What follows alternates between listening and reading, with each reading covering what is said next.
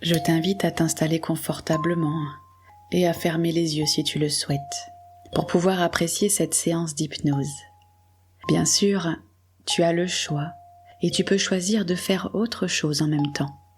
Tout est possible pour pouvoir profiter pleinement de ce moment que tu t'offres.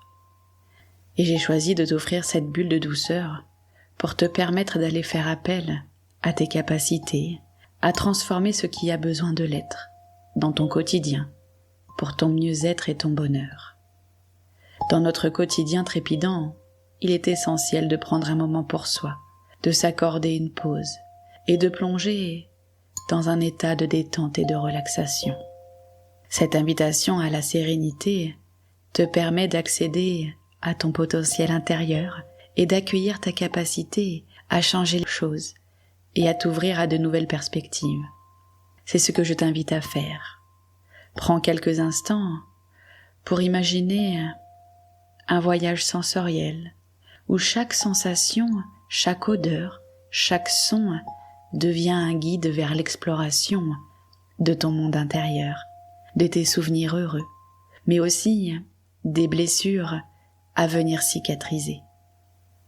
En te laissant porter par cette expérience, tu t'offres la chance de découvrir des facettes insoupçonnées de toi-même et de libérer les croyances limitantes qui entravent ton épanouissement. Et pendant qu'une partie de toi continue ce voyage sensoriel pour permettre à toutes les cellules de ton corps de se détendre, une autre partie de toi poursuit sa balade sur une plage. Tu peux visualiser cette plage comme tu le souhaites, les pieds ancrés dans le sable chaud. À chaque inspiration, imagine que tu ramasses un petit caillou, un petit coquillage, représentant un tracas ou un souci. Puis lors de l'expiration, dépose ce caillou ou ce coquillage dans l'eau, le laissant s'éloigner avec les vagues. Cela te permet de lâcher prise et d'avancer avec sérénité, prêt et prête à accueillir les bienfaits de la séance d'hypnose. Alors prépare-toi à un voyage intérieur où la magie de l'hypnose t'invite à rêver, à créer et à transformer ta réalité. Et j'aimerais commencer par te raconter l'histoire d'une jeune femme qui venait de recevoir une invitation pour une soirée d'anniversaire, pour les 90 ans de la grand-mère d'une amie. Elle ne se sentait pas forcément à l'aise d'y aller, mais elle comprenait que cela était important pour cette grand-mère, de pouvoir recevoir chez elle toutes les personnes qui contribuent de près ou de loin à son bonheur. Et cela passe par le bonheur de ceux qu'elle aime. C'est pourquoi, à cette fête d'anniversaire, il y avait toutes les générations, des groupes de gens qui se connaissaient et d'autres non. La jeune femme se prépare donc et se rend aux festivités. Elle sonne à l'interphone de l'immeuble et lorsque la porte en bois s'ouvre, elle est surprise d'être accueillie par un homme habillé dans un beau costume rayé. Mais il s'était également paré avec des ailes de papillon rose. Elle lui sourit et le suivit jusqu'à l'appartement. Elle ne connaissait personne et avait du mal à trouver sa place, à se sentir à l'aise. Elle ne savait pas comment engager la conversation. Son ami n'était pas encore arrivé. Elle voyait beaucoup de monde aller dans une autre pièce, au bout d'un couloir, les uns après les autres. Ne sachant pas à qui parler et étant très attirée par ce qu'il se passait de l'autre côté, elle décida d'aller voir. C'était un garçon qui était alité, car gravement malade, et l'appartement était tellement petit, avec tout le monde, qu'il n'y avait pas de place pour installer le lit dans la pièce de réception. Elle se mit à discuter avec lui et prit beaucoup de plaisir à échanger, à partager un moment ensemble. La jeune femme était frustrée de savoir ce garçon à l'écart. Elle décida donc de lui faire vivre un super moment et de lui apporter de la joie. Ça, c'était quelque chose qu'elle savait faire facilement, s'occuper des autres. leur apporter de l'amour, du réconfort, du temps pour leur bonheur. Et cela lui faisait aussi beaucoup de bien à elle aussi. Et donc, pour pouvoir lui faire vivre un super moment, elle est allée chercher les ailes de papillon rose que l'homme au costard portait pour les mettre sur les dos du garçon. Ils se mirent à s'imaginer voler et vivre de belles aventures. Elle lui raconta des histoires, en piochant et en mélangeant les histoires qu'elle avait lues, entendues et même vues. Elle le fit tournoyer sur son lit. Dans cette petite chambre, elle se mit à mimer et à raconter des tas d'histoires. Ce n'était pas cet espace restreint qui allait l'empêcher de faire voyager ce garçon. Quelle joie et quelle liberté ils ressentaient tous les deux. Quel plaisir de pouvoir rire aux éclats et de s'émerveiller ensemble, avec simplement leur imagination, leur capacité à sortir de leurs limites et surtout à accueillir et recevoir ce que la vie leur mettait sur leur chemin. Elle se surprit à faire tout cela alors qu'elle était quelqu'un de timide et qu'elle ne connaissait pas ce garçon il y a quelques minutes. Tout le monde avait été attiré par les bruits et la regardait faire avec beaucoup de tendresse et de bienveillance.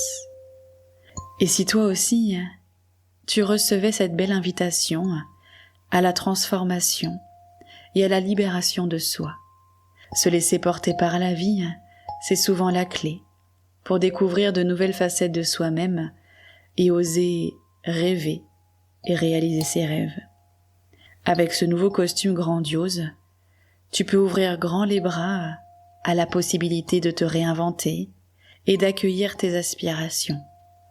C'est essentiel de te respecter et de respecter les autres dans ce processus, car cela crée un espace sécurisé pour s'exprimer pleinement.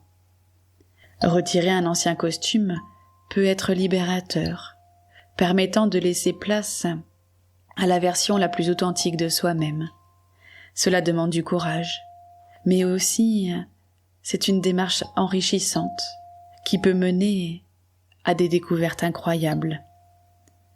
Est-ce que tu as déjà envisagé de créer ton propre costume? Quelles seraient les caractéristiques de cette nouvelle version de toi-même? Et que dirais-tu de toi aussi, te laisser porter par la vie et oser sortir des situations qui peuvent t'empêcher de rire aux éclats et de t'émerveiller?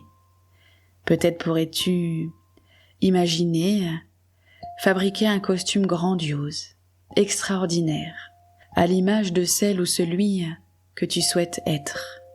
Et tu sais quoi? Tu peux tout autoriser à partir du moment où tu respectes les autres aussi. Tu peux retirer ton ancien costume, qui n'était peut-être plus à tes mesures d'aujourd'hui, pour pouvoir laisser et donner toute la place à celle ou celui que tu es et souhaites être. Et c'est ça la magie. On change de costume pour pouvoir voir briller toutes les parts de soi authentiques. Et cela me fait penser à cette autre femme qui partait régulièrement en randonnée à la montagne avec un groupe aguerri. Depuis son enfance, elle avait pratiqué cette activité. Au début, c'était juste pour faire comme un groupe d'amis. Mais dès les premières foulées, les premiers élans, les premières douleurs, les premières fatigues et les premières satisfactions en arrivant en haut, elle avait su qu'elle allait en découvrir des paysages, des rencontres, des compétences et des bonheurs. Alors, elle s'entraînait régulièrement et partait plusieurs fois par an. C'était son moment à elle, de reconnexion à ses sens, à ses limites, à ses besoins. C'était aussi ses moments pour faire des mises à jour dans ses fonctionnements, dans ses croyances, dans ses rêves, dans ses compétences. Pas après pas, elle nuançait, réévaluait, rééquilibrait ce qui avait besoin de l'être dans sa vie.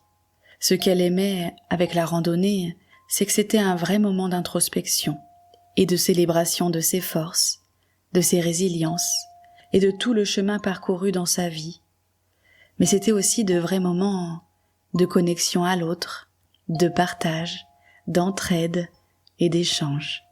Chacun était là pour l'autre, pour le motiver, pour lui montrer l'exemple, pour le soutenir dans les moments plus difficiles.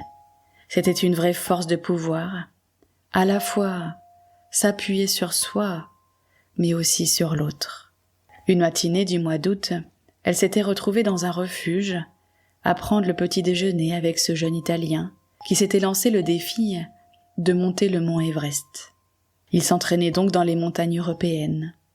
Ils commencèrent à échanger ensemble, et lorsque elle le vit poser un pain d'épices sur la table, son odeur enveloppa la pièce, et des souvenirs de son enfance remontèrent immédiatement, comme s'ils attendaient qu'on leur offre la chance de pouvoir voyager et se libérer. Elle goûta au pain d'épices, et je ne sais pas quelles émotions cristallisées avaient besoin d'être libérées, mais ce que je sais, c'est qu'une simple bouchée avait permis à la femme de rembobiner le film de son histoire, pour faire les deuils et s'alléger de son passé. Avec une simple tranche, elle retrouva une paix intérieure. Elle demanda la recette de ce pain d'épices, et je ne sais pas pour quelle raison, mais l'Italien avait la recette écrite à la main sur un bout de papier dans son sac. Il lui donna, car il avait compris que les ingrédients de cette recette étaient devenus sa recette du bonheur, et qu'ils pouvaient être illimités. La femme avait gardé cette feuille et l'avait utilisée dans de nombreuses occasions, lors de réunions familiales ou professionnelles, lors de soirées de pleine lune, à écrire et libérer ce qui avait besoin de l'être, comme pour se rappeler ces moments d'introspection en randonnée. Elle aurait pu décider d'appliquer la recette à la lettre, mais elle décida de la réajuster, de changer les proportions et les ingrédients en fonction de ses envies, de ses besoins, de ses moments de vie, car elle savait qu'elle était illimitée, qu'elle avait la possibilité de s'adapter à toutes les situations, et qu'elle avait le pouvoir de transformer ce qui avait besoin de l'être.